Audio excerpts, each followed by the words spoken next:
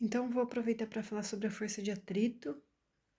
1, 2, 3. Essa aqui é a quarta força que nós estamos descrevendo, né? Então, vamos colocar aqui a força de atrito. A força de atrito, ela é uma força de contato também. E ela tem tanto a natureza mecânica quanto a natureza eletrostática. Então, se a gente for pensar numa superfície, se essa superfície for vista de perto, a gente vê que ela não é lisa, né? Ela tem uma certa rugosidade. Então, quando a gente coloca um bloco sobre a superfície, nem o bloco é liso, ele tem a rugosidade própria. Então, se eu for puxar esse bloquinho, o que vai acontecer? Vai existir uma interação entre os contatos dessa superfície, né? Então, bem macroscopicamente, se a gente for pensar, o bloco ele tá sobre a superfície, e aí quando ele é puxado, vai existir uma força de contato ponto a ponto nessas ranhuras aqui, né? Uma força de um objeto sobre o outro, que é uma força de natureza mecânica. Só que além disso, a superfície ela pode ter cargas, como por exemplo, excesso de cargas positivas numa superfície, excesso de cargas negativas na outra, e aí vai ter força atrativa, fazendo com que seja mais difícil fazer com que esse movimento aconteça. Então, ela tem essa composição de naturezas. Nem sempre a força eletrostática é grande o suficiente para fazer com que isso possa interferir, mas é bom que a gente pode considerar que nem sempre um tipo de força ela tem uma única natureza, ela pode ser composta por forças de diferentes naturezas. Então, a gente vai definir a força de atrito como sendo uma força de contato. A gente vai considerar que ela é sempre paralela à superfície. Então, o teu objeto, a superfície daqui, a força de atrito, ela vai ser sempre paralela, tá? Então, hoje eu falei que puxava por essa força, mas eu vou considerar que isso aqui é a força de atrito. Então, ela tem essa condição de estar paralela. Ela começa a existir quando existe alguma outra força atuando sobre o sistema. A questão é que, por exemplo, se o sistema estiver se movimentando para cá, ou por velocidade, ela vai estar sempre contrária ao movimento. Então, a gente vai usar FAT para força de atrito e vai considerar que ela é sempre contrária ao movimento. E não só ao movimento, mas a tendência de movimento também. Porque se existe uma possibilidade do objeto se movimentar, essa força ela começa a existir. E a gente percebe isso quando a gente tenta empurrar um objeto pesado. Você faz força sobre o objeto. Você não consegue empurrar esse objeto porque você não tem força suficiente. E por quê? Porque tem uma força de atrito contrariana, tá bem? Então, a força de atrito, ela vai ser definida como sendo o produto de um coeficiente de atrito pelo módulo da força normal, tá bem? Toma muito cuidado porque isso aqui não é um vetor. A gente não leva em consideração essa direção e sentido. A força normal, ela vai estar perpendicular à superfície. Então, se eu digo que a força de atrito é igual ao vetor força normal, é como se eu estivesse considerando que as direções são as mesmas. Então, a gente tem que pensar que isso aqui é um módulo, tá? Não pode considerar. Bom, se a gente for considerar a força de atrito como vetor, então a gente poderia dizer que o sistema se movimenta na direção de I, que é isso aqui, é como se a força normal fosse, a força de atrito fosse sempre na direção de menos I, sempre contrária ao movimento ou à tendência de movimento. Esse μ é o chamado coeficiente de atrito coeficiente de atrito, só que ele tem duas naturezas, que pode ser estático ou dinâmico. O que isso significa? Então, a gente vai ver aqui. Então, a gente vai ter o coeficiente de atrito estático ou o coeficiente de atrito dinâmico. O coeficiente de atrito estático é como quando o sistema está parado. O coeficiente de atrito dinâmico é quando o sistema se movimenta. Mas eles são diferentes? Sim, são diferentes. E o exemplo que a gente usa é esse de eu tentando empurrar a caixa e não conseguindo. Então, eu vou lá e tento empurrar a caixa. Não consigo. Por quê? Vai existir uma força de atrito se contrariando o movimento. Aí eu vou lá e essa força de atrito, então eu vou colocar a força de atrito aqui, e a força externa, elas têm a mesma magnitude. Então, aqui eu vou ter que força de atrito é igual a força externa. Aí eu aumento ainda mais a força que eu estou aplicando sobre o sistema. A força de atrito que se opõe ao movimento, ela também aumenta. Então, aqui é como se eu tivesse uma força de atrito maior do que aquela força externa, porque a força externa que eu estou aplicando é maior também.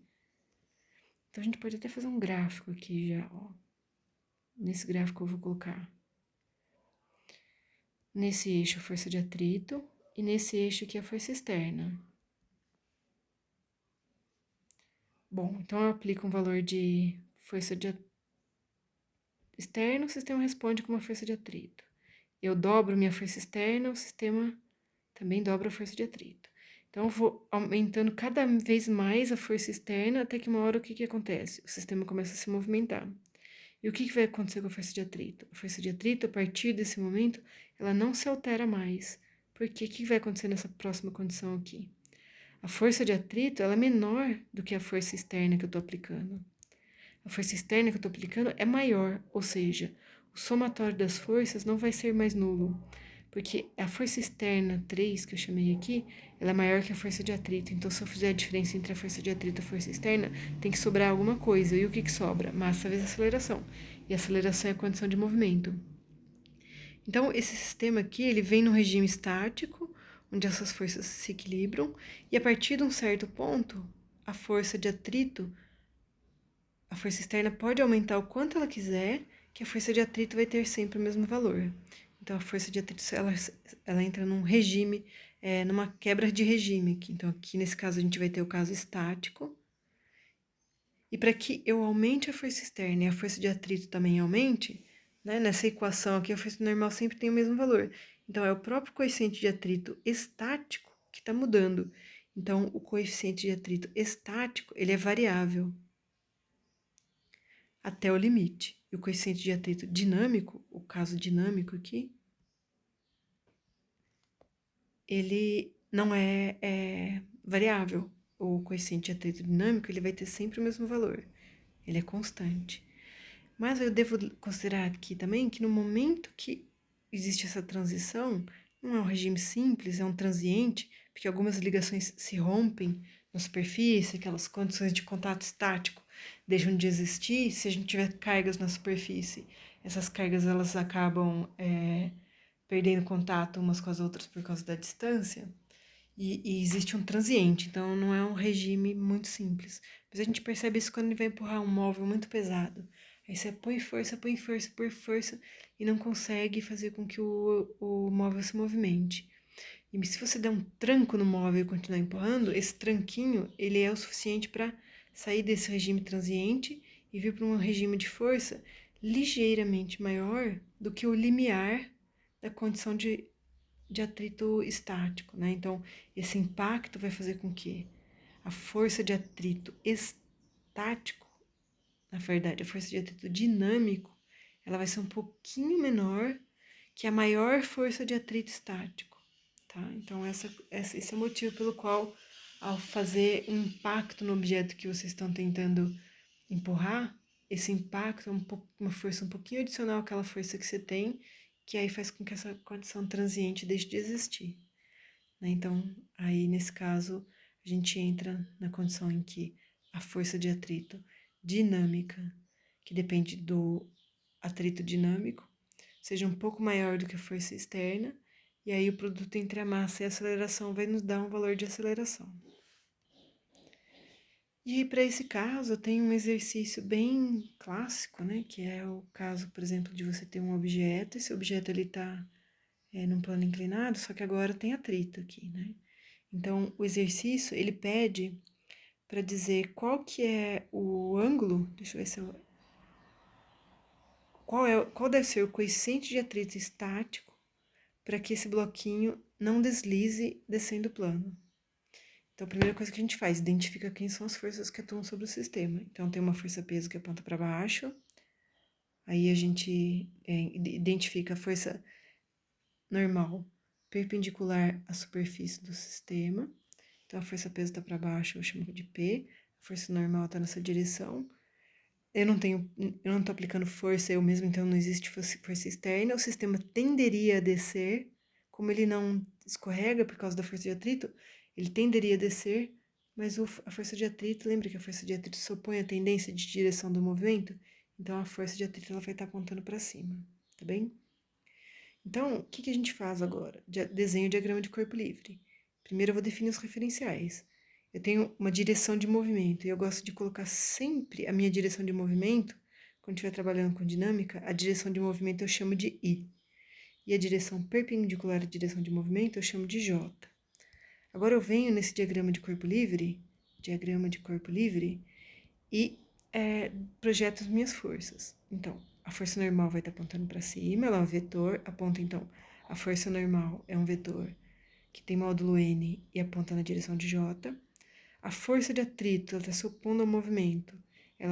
Então, a força de atrito, ela tem um módulo, que é o produto do coeficiente de atrito, nesse caso estático, porque o sistema não está se movimentando, vezes a força normal, vezes a direção que eu estou chamando de negativo, então vou colocar o valor negativo de I. E a força-peso, eu vou projetar ela nessas duas direções I e J que eu mencionei com vocês. Então, se o ângulo da cuia é θ, eu mostrei para vocês, né? Eu mencionei que esse ângulo aqui é θ também. Esse ângulo também é θ, por semelhança de triângulos. E aí, vocês vão encontrar a semelhança de triângulos entre esse triângulo e esse aqui. Mas, a gente já sabe que vai ter uma componente P seno de θ para baixo e uma componente P cosseno de θ nessa direção, P cosseno de θ. Então, a força-peso, ela pode ser escrita, então, como uma P seno de θ na direção de I positivo, com uma menos P seno de θ na direção de J. Bem, a gente geralmente sabe a massa, né? Nesse caso, o exercício deu a massa. A gente vai ter mg seno de θi menos mg seno de θj. Peraí que eu coloquei seno e seno. O seno é na direção de I, o cosseno é na direção de J. Cosseno na direção de J. Então, a gente tem uma, duas e três forças, certo? E aí, agora, o que eu tenho que fazer aqui é aplicar a lei de Newton nas duas direções. Então, o que eu sei da lei de Newton? O somatório das forças é igual a massa vezes a aceleração, estamos tratando de vetor. Ah, mas a gente quer a condição de equilíbrio, então a gente quer a condição que a aceleração é igual a zero.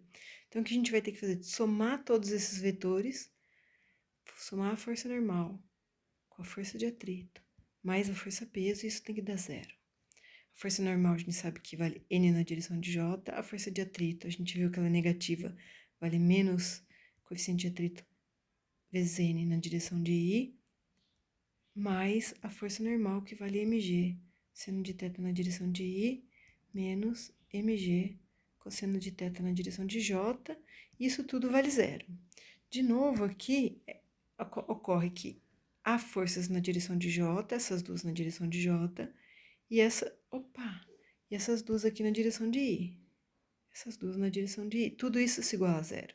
Então, a gente vai reescrever dizendo, né? Eu posso separar as duas dizendo que em J, o que acontece? A normal se equilibra, a normal menos mgj tem que ser igual a zero. Então, eu vou jogar o menos mg cosseno de θ para o outro lado, que é negativo, ele vai ficar positivo.